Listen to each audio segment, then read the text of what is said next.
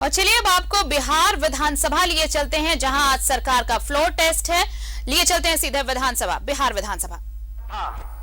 कि लोकतंत्र की व्यवस्था के अनुसार राज व्यवस्था में बहुमत या अल्पमत की निहित अधिकार का रक्षण नहीं होकर सभी के अधिकारों का संरक्षण होता है। लोकतंत्रीय व्यवस्था में यदि किसी भी अल्पमत को हतोत्साहित या चुप करने का बलात् प्रयत्न दिखलाई दिया तो यह अनाचारी व्यवस्था बन जाती है। और हमेशा यह ध्यान रहे कि अनाचारी व्यवस्था शासन तंत्र को अत्याचार, व्यभिचार और भ्रष्टाचार के पथ पर अग्रसर करता है, जिसका परिणाम हम आप सभी देखे हैं, गवाह हैं। हम सभी माननीय सदस्यों से आग्रह करेंगे कि आपकी भावनाओं के अनुरूप आसन की मर्यादा का ध्यान रखकर हम अवश्य निर्णय लेते, लेकिन मुझे अफसोस है कि ऐसा करने का मुझे अवसर ही नहीं दिया गया। सरकार का 9 अगस्त को इस्तीफा देना और 10 अगस्त को नई सरकार का प्रस्ताव देना, लोकतंत्र में बहुमत के हिसाब से यह परंपरा, नैतिकता पर हम चर्चा नहीं करेंगे। लोकतंत्र की खूबसूरती कहें या लोकतंत्र की बदसूरती कहें, यह जनता के ऊपर छोड़ते हैं, या लोकतंत्र का तकाजा है। नई सरकार के गठनोपरांत मैं स्वतः अपने पद का परित्याग कर देता, लेकिन इसी बीच प्रेस, मीडिया और अखबारों से मालूम हुआ कि 9 अगस्त को लोगों ने मेरे खिलाफ सचिव को अविश्वास प्रस्ताव की सूचना भेजी है। उस दिन सार्वजनिक अवकाश था। पुनः 10 अगस्त को सरकार गठन के पूर्व ही लोगों ने अविश्वास प्रस्ताव सचिवीय कार्यालय में जाकर दिया। इस परिस्थिति में उनके अविश्वास के आरोप का सही जवाब देना हमारी नैतिक जिम्मेवारी बन गई, क्योंकि यदि हम इस्तीफा दे देते तो उनके आरोप का जवाब उन्हें नहीं मिल पाता। माननीय सदस्यगण, आप सभी बिहार में लोकतंत्र के इस सबसे बड़े मंदिर के पुजारी हैं। मैं आप सभी को यह बताना चाहूंगा कि आपने जो अविश्वास प्रस्ताव लाया है वह अस्पष्ट है। 9 माननीय सदस्यों का पत्र मिला, जिसमें से 8 लोगों का प्रस्ताव नियमानुकूल प्रतीत नहीं होता है।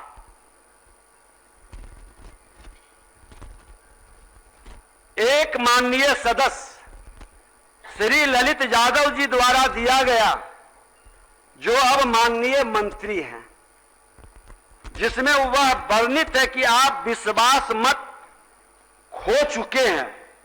यह मुझे सही लगा, लेकिन मुझ पर अन्य आरोप जो कुछ माननीय सदस्यों द्वारा लगाया गया है, मनमानी करने का, कार्यशैली और व्यवहार अलोकतांत्रिक रखने का, तानाशाही प्रवृत्ति का, माननीय सदस्य खासकर श्री चंद्रशेखर जी, जो अब माननीय शिक्षा मंत्री हैं, उन्होंने कहा कि मुझसे गौरवशाली परंपरा शर्मसार हुआ। माननीय सदस्यगण, 20 माह के बहुत छोटे से कार्यकाल में मैं सदन में 100% प्रश्नों के उत्तर का आना, कुछ एक दिन छोड़कर लगभग 100% सदन का चलना, पक्ष और प्रतिपक्ष में भेद नहीं करना, दोनों पक्षों से सदन में चलाने में सकारात्मक सहयोग मिलना, मैं आभारी हूं कि दोनों पक्ष के सदस्य ने मुझे सहयोग किया है। माननीय सदस्यों के पूरक प्रश्नों का अवसर ज्यादा से ज्यादा देना माननीय हमारे संसदीय कार्य मंत्री जी, शिक्षा मंत्री भी थे, इनके एक प्रश्न पर 16 पूरक हुआ था। हमको लगता है इस विधानसभा की भी एक नई खूबसूरती थी। शून्यकाल की संख्या बढ़ाकर लेना, सदन को डिजिटल प्लेटफॉर्म से जोड़ना, सदन की कार्यवाही को यूट्यूब लाइव करना, इसे सुदूर गांवों तक पहुंचाना, माननीय सदस्यों उनके पीए को डिजिटल वातावरण से जोड़कर उसका लाभ पहुंचाने का कार्य करना, माननीय सदस्यों के मान सम्मान के लिए अभ्यावेदन प्रोटोकॉल समिति का गठन करना, विभागों के द्वारा गलत उत्तर आने पर संबंधित विभागों से स्पष्टीकरण लेना, क्या ये तानाशाही प्रवृत्ति है? क्या यह अलोकतांत्रिक क्रिया थी? क्या यह सदन की मर्यादा और गरिमा को तार तार करना था? क्या यह अध्यक्ष की हैसियत से अलोकतांत्रिक और स्थापित परंपराओं के विरुद्ध था? विधानसभा भवन शताब्दी वर्ष समारोह में माननीय मुख्यमंत्री जी के सहयोग से शुभारंभ हुआ। माननीय राष्ट्रपति महोदय का सामाजिक नैतिक संकल्प अभियान का शुरुआत हुआ। माननीय मुख्यमंत्री जी ने भी समाज सुधार के रूप में उसको लेकर चले। सामाजिक नैतिक संकल्प अभियान को लेकर मैंने भी हर जिला के अंदर ये पूरा वातावरण बनाया। माननीय प्रधानमंत्री जी की प्रेरणा से उन्होंने प्रेरित किया, उत्साहित किया।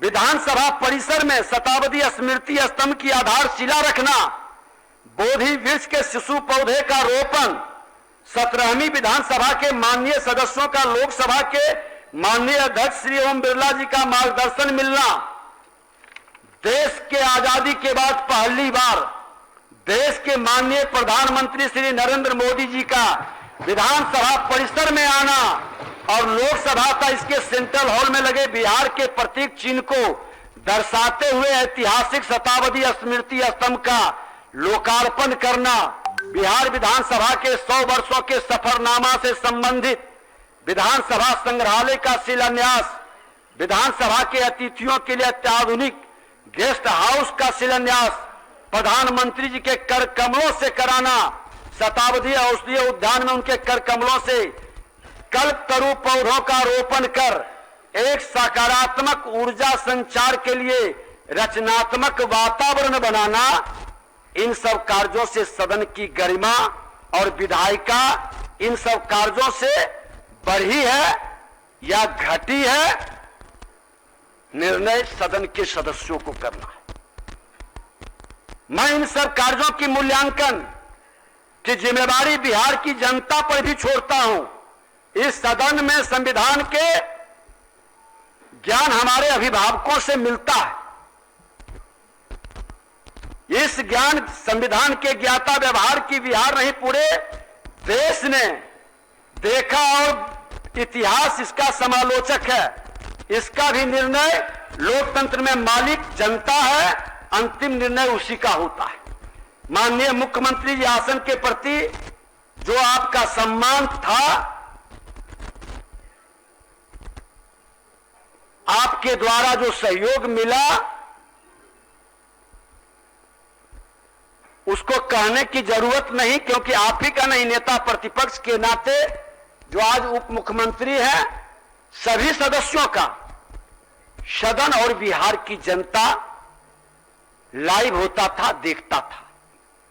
उत्कृष्ट विधायक और उत्कृष्ट विधानसभा पर जब हमने बहस कराने का प्रस्ताव रखा, मेरे मन के अंदर यह इच्छा थी कि बिहार विधानसभा भवन के शताब्दी वर्ष हम मना रहे हैं, 100 वर्ष के गवाह नहीं भागीदार बन रहे हैं, तो हमारा विधानसभा उत्कृष्ट विधानसभा के रूप में और हमारे विधायक उत्कृष्ट बने। आप सबों ने उसमें भागीदारी किया। हमने लोभ और भय से मुक्त होकर इस आसन की मर्यादा और गरिमा के अनुरूप सभी को सम्मान दिया। अपने दायित्वों का निष्पक्ष निर्वहन कर सदन की प्रतिष्ठा बढ़ाने में कोई कोर कसर नहीं छोड़ी।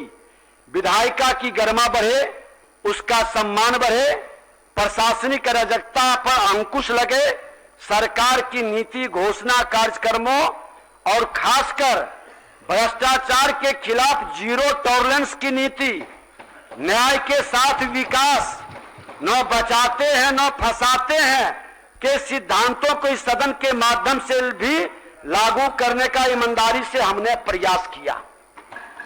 इसमें कुछ लोगों की परेशानी बढ़ी जिसकी चिंता हमने कभी नहीं की। मैं सदन को यह अवगत कराना चाहता हूं कि आज मेरे ऊपर कोई भी मुकदमा या आपराधिक मामला नहीं है और कई ऐसे माननीय सदस्य बैठे हैं जो इसी तरह के स्वच्छ छवि के हैं, लेकिन उनकी छवि को बचाने की जिम्मेवारी हम सबों की है। हर अच्छे लोगों को संरक्षित और सुरक्षित रखने का ये सदन ही नहीं, तमाम अच्छे लोग हर दल के अंदर, हर समाज के अंदर होते हैं, क्योंकि बिहार की जो विरासत थी, जो हमारा सांस्कृतिक विरासत हो, बौद्धिक विरासत हो, उत्कृष्ट पर था। पूरा देश ही नहीं दुनिया इससे सबक लेता था। वह विरासत ठहर गई, वह विरासत रुक गई। हम सब की जिम्मेवारी है ठहरी हुई विरासत को बढ़ाने का। लेकिन दुर्भाग्य से जो आरोपित और कलंकित हैं, वह स्वच्छ छवि को भी कलंकित करने का प्रयास करते हैं। उनके नजरिए में स्वभावतः शामिल रहता है। आज डिजिटल युग है, बदलते समय में लोग उसके बारे में आसानी से जान लेते हैं। छोटे हृदय से हम बड़ा सपना नहीं देख सकते और विकारों से मुक्त हुए सामाजिक सद्भाव और भ्रष्टाचार मुक्त विकास कभी नहीं हो सकता। हमारी कथनी करनी में जब तक अंतर रहेगा, तब तक लोगों का विश्वास जो जनता का हम लेकर आते हैं, उनकी श्रद्धा के पात्र हम नहीं बन सकते। माननीय सदस्यगण, इसके लिए हमको सजग रहना है। माननीय सदस्यगण, इस भवन के और विधानसभा के 100 साल पूरे हो चुके हैं। अब तक जितने लोग इस मंदिर के पुजारी बनकर आए और विदा हो गए, लोग आए गए, यह सिलसिला समय के साथ जारी है, आगे भी जारी रहेगा। लेकिन इस सदन की मर्यादा और गरिमा को अक्षुण्ण रखने में जिन्होंने अपनी महती भूमिका निभाई, हम उनके प्रति सच्ची श्रद्धांजलि भी अर्पित करते हैं, हम नमन करते हैं और उनकी प्रेरणा भी प्राप्त करते हैं। इतिहास ने उन्हें बड़े आदर से स्थान भी दिया है। हमें यह बात याद रखनी होगी कि यह सदन हमसे जरूर है, लेकिन यह सदन हम सबसे सर्वोपरि है।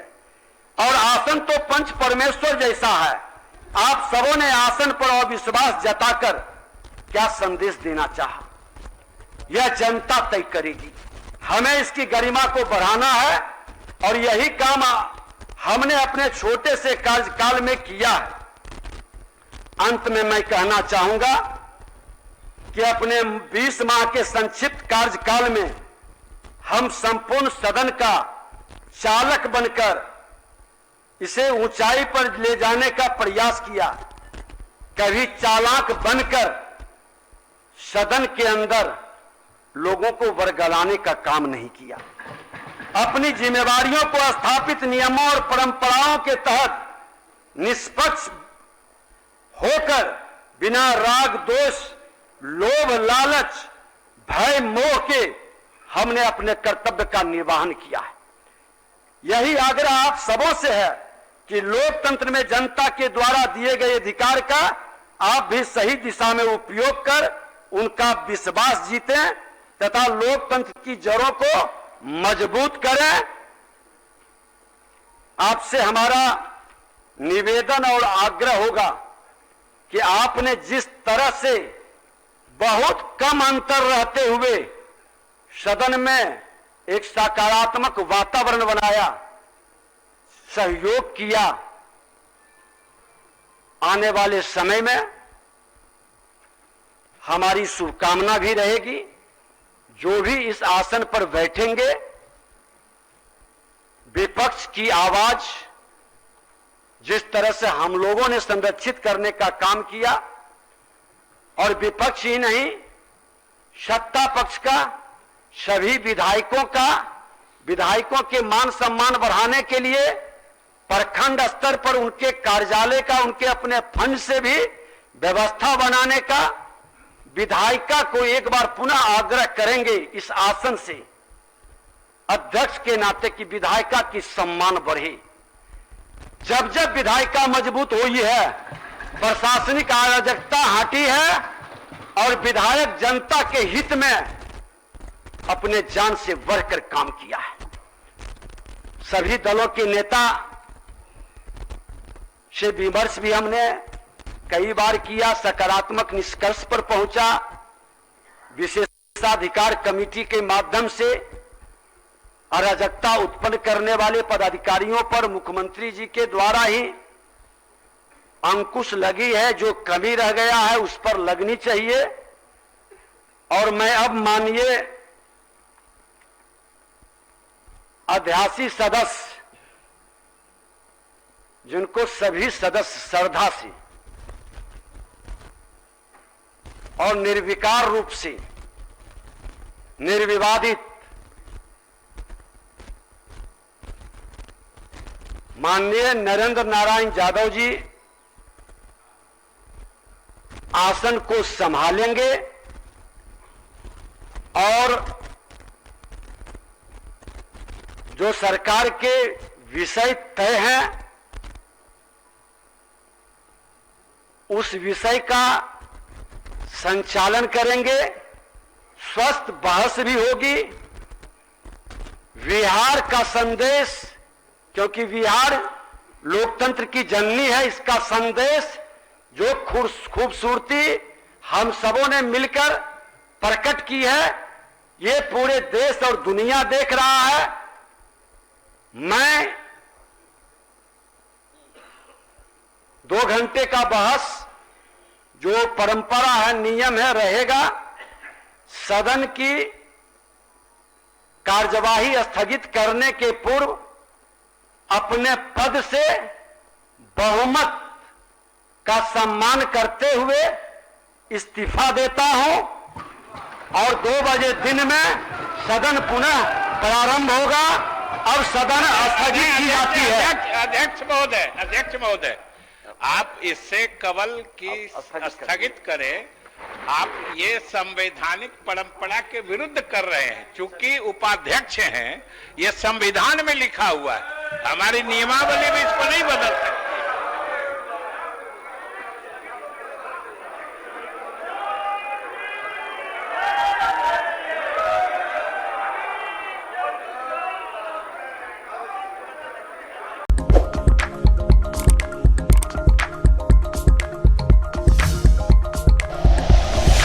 Like and share videos, subscribe करें हमारा चैनल और प्रेस करें बेल आइकॉन। न्यूज़ 11 भारत, सच है तो दिखेगा।